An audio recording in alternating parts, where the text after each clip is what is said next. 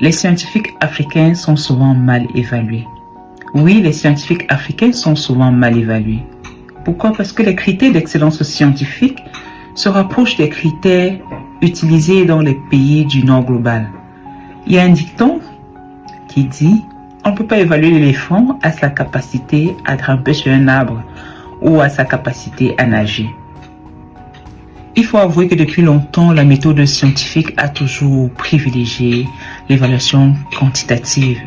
C'est-à-dire que quand on veut évaluer les chercheurs individuellement, en tant que groupe même, ou bien en tant qu'institution, on préfère tenir compte du nombre de publications, du nombre de grants, de l'indice bibliométrique, du facteur impact des journaux. Les chiffres, c'est concret, c'est facile et puis c'est attrayant. Ceci est difficile pour des pays qui ont un écosystème de la recherche assez faible en termes d'infrastructures, de financement, de politique. Quand on parle d'excellence scientifique, il ne s'agit pas seulement de la quantité, mais aussi de la qualité, telle la capacité à mettre les résultats de la recherche au service de la société. Par exemple, comment ces résultats peuvent aider à soutenir les décisions de politique publique? Comment ces résultats peuvent soutenir les productions industrielles? Comment ces résultats peuvent aider à sensibiliser les populations sur les défis quotidiens et bien d'autres choses? Alors, promouvoir l'excellence scientifique en Afrique nécessite une évaluation équitable et contextualisée. L'équité et l'égalité sont deux mots très proches de la manière dont on définit l'excellence scientifique ou la manière dont on évalue les scientifiques de par le monde.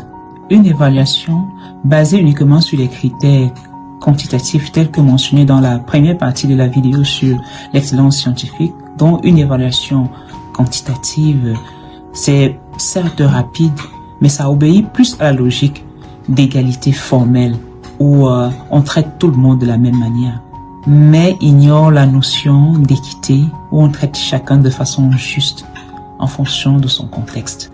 Plusieurs auteurs ont mentionné les pressions croissantes auxquelles les scientifiques africains sont confrontés et ils sont obligés d'être performants, ils sont obligés de s'adapter dans ce genre d'environnement qui leur est très souvent imposé. La vérité est que le potentiel humain est une part très importante dans la vie du chercheur qui nécessite une certaine créativité, une certaine curiosité. Or, la pression exercée influence négativement de tels potentiels. Les chercheurs s'engagent auprès du public, travaillent avec la société civile en Afrique, mais très souvent, ces éléments ne sont pas pris en compte dans le système d'évaluation. Aussi, il existe des travaux de recherche qui présentent de faibles impacts bibliométriques ou pas du tout, qui ne sont même pas publiés, mais qui ont un grand impact sur le terrain. Cette inégalité de l'écosystème de la recherche mondiale crée un flagrant déséquilibre, une asymétrie entre les pays en matière de production de connaissances scientifiques et aussi biaise un peu ou biaise effectivement l'évaluation basée essentiellement sur la quantité. Alors que faire? Il y a des scientifiques, il y a des talents qui seraient révélés si on pensait différemment l'excellence scientifique. La vérité est que beaucoup de chercheurs, de scientifiques africains font face à des défis tels la faible visibilité des revues locales, le coût élevé des revues de renom, les problèmes de financement d'infrastructures, de politiques qui encadrent la recherche. Qu'est-ce que l'excellence véritable? Qu'est-ce qui compte comme excellence? Comment mesurer l'excellence scientifique? Est-ce que les critères d'évaluation des performances sont adéquats pour libérer la curiosité et la créativité des scientifiques?